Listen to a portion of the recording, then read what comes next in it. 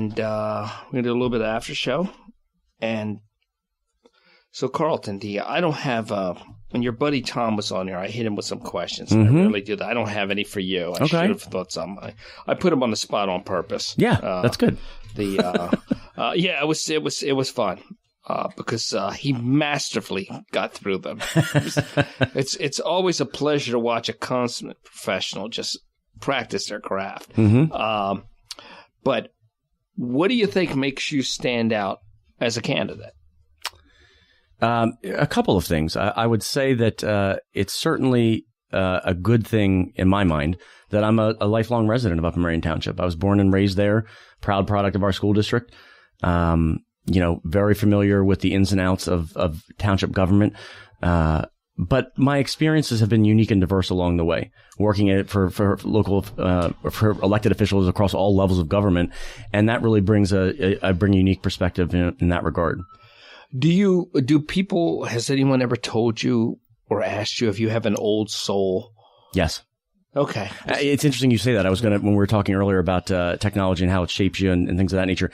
The sad part, I think, about, and it's interesting, my generation has been brought up with, we still know how to use a rotary phone, but we also know how to use an iPhone. But along those lines, we've lost the art of letter writing.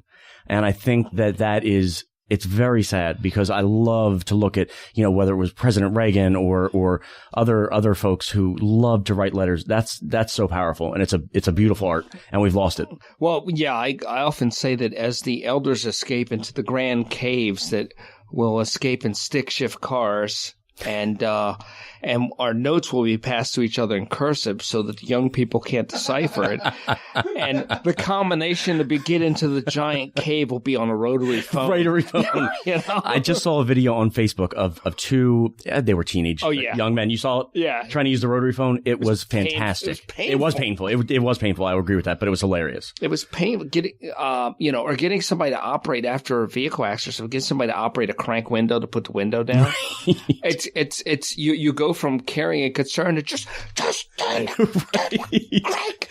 It's a simple turn. Just do it. Let me get a video on YouTube. That way you understand. Look. But I asked about the old soul thing because you seem like an old guy stuck in a young guy's body, because it seems like I notice the nice pen. Mm-hmm. Okay. Yeah. Okay. Most people go around sporting a crappy pen, not even a good low-end pen. A pen is very important. We're on the same page with the pen and the noisy eaters. Yeah. Yes, we're on the same page because I have to when I'm doing something, I have to have my pens ready. 100%. And there's my primary, my secondary, my tertiary, my backups, and it's like I get ridiculous. And then people, sometimes you won't have your pen. Somebody will hand you this. This hobo ear stick, to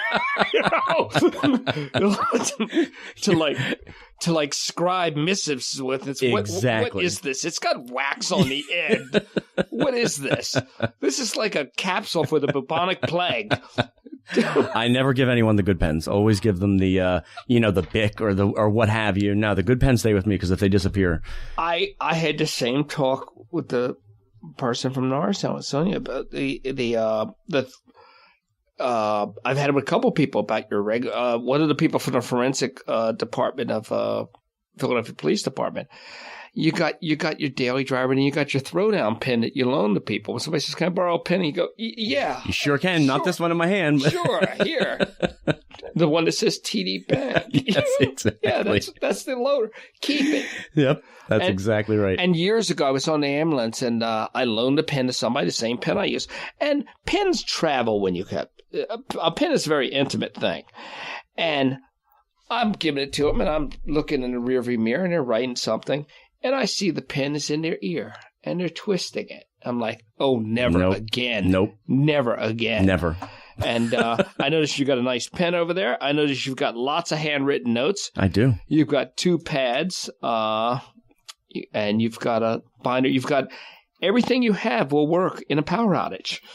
That's true. That's a good point. Never thought of it that way. Which is why I said old soul, because, normally, we'll get people and sometimes they're sitting there taking pictures and stuff. But, that's good. So old values are good values. I would agree with that assessment. I would. I think it's a good thing.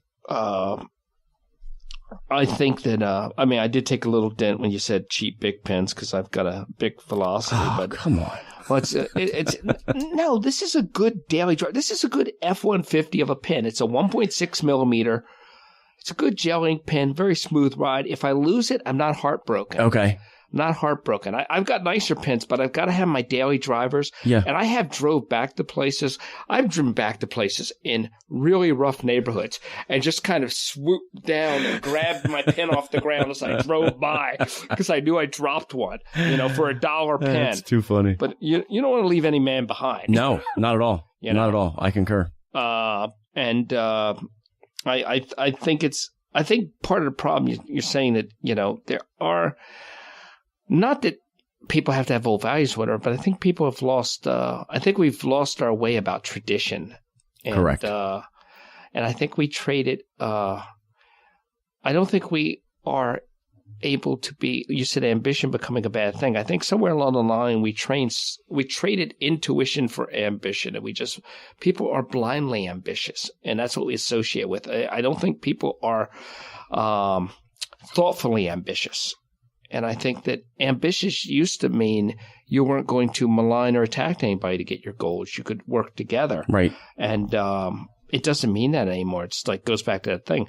For me to win, you have to lose. Right. And then it doesn't even become about me winning. It comes about me making you lose. So I don't even have to do the work to win. I just have to drag you down enough. And that's what makes people so cynical today. And I completely get it. So that's why I have every interest and every intent on going out there and telling people my story, and putting my platform out there and vision and all of that and running a good race. What do you do for fun? It's interesting. So I'm a huge, as I mentioned, history nerd. Love government, love politics. I actually, with my mother, traveled around the country over many years, visiting the homes, birthplaces, burial sites of American presidents, which is pretty interesting. Makes me a pretty big nerd, but that's okay. I really enjoy it. Love presidential history, always have, but love to read, love anything outdoors, love our Philadelphia Eagles, and obviously adore spending time with friends as well as family, including my little niece and nephew, who are everything to me. I think you need to find a word bigger than huge. Based on what you said there, huge does not encompass that. You need to go bigger than huge. Massive. Yeah. All encompassing. Yeah. Huge. Yeah. You went and you got your mother and you took her on. God bless her. I don't know how she did it, but she put up with me. Historical death walk. Yeah. Historical nerd death walk of the country.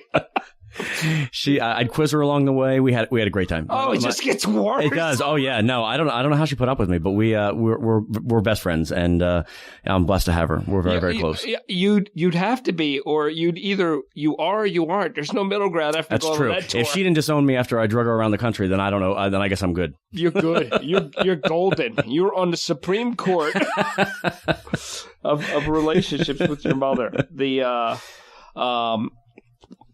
Where are you going to find the time for this? So, I will readily admit that this has been the biggest challenge since launching this campaign, is trying to, you're saying the time of the campaign? Is that what you're referring to? The campaign okay. and the victory. No. Well, what's interesting is that, so that's what I was saying, has been the biggest challenge thus far since launching the campaign, is just getting that right work-life campaign balance. Being able to set aside time for myself, whether it's 15 minutes, a half hour, an hour at the end of a day, picking up a book and reading. That's been the most unique challenge that's presented itself thus far. But I think I'm getting the hang of it. I've always been a tenacious go-getter and always been involved in many different community outlets. So, this is something I know will be able to be accomplished. Have there been people that mentored you on on campaigning and stuff like that? Absolutely. Absolutely. Both the elected officials that I work for and candidates, as well as folks that I've met along the way.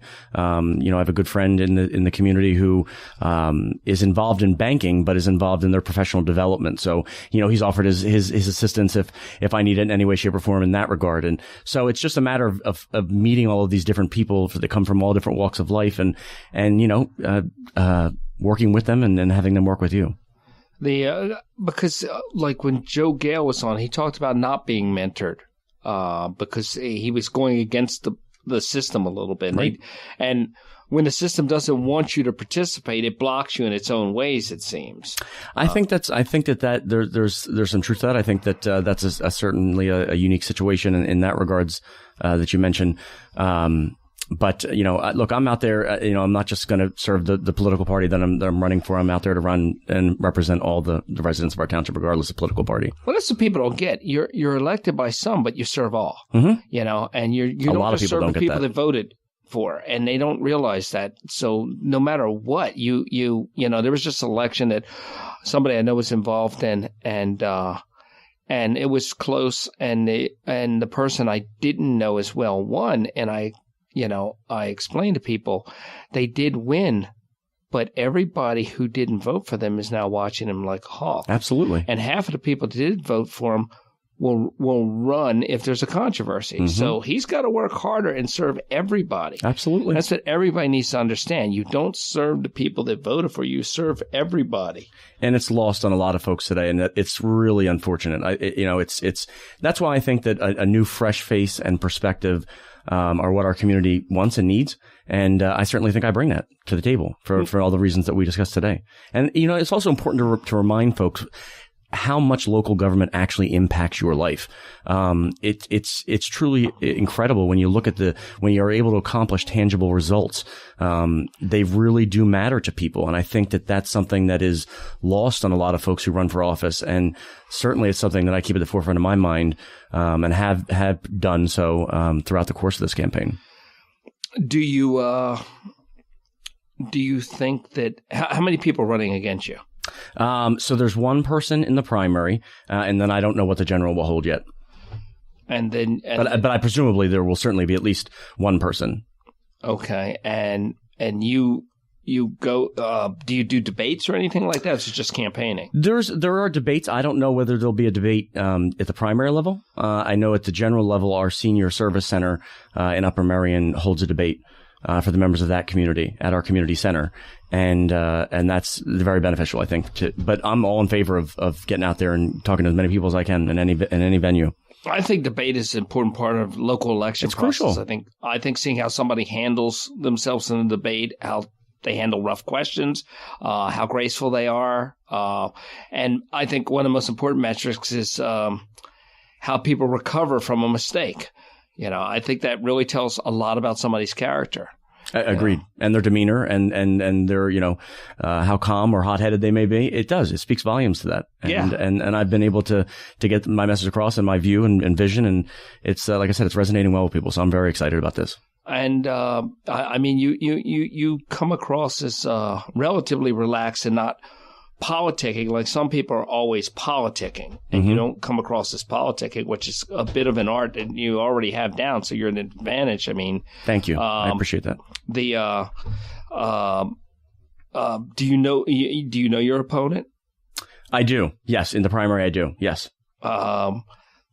Maybe a dance off, but you'd be an unfair advantage. Yeah, I don't know. I don't know how good I'll be. Maybe presidential history questions. I don't know. Yeah, I don't think they're not going to go right into your wheelhouse. Best route to see every presidential birthplace. Right. That was our topic today.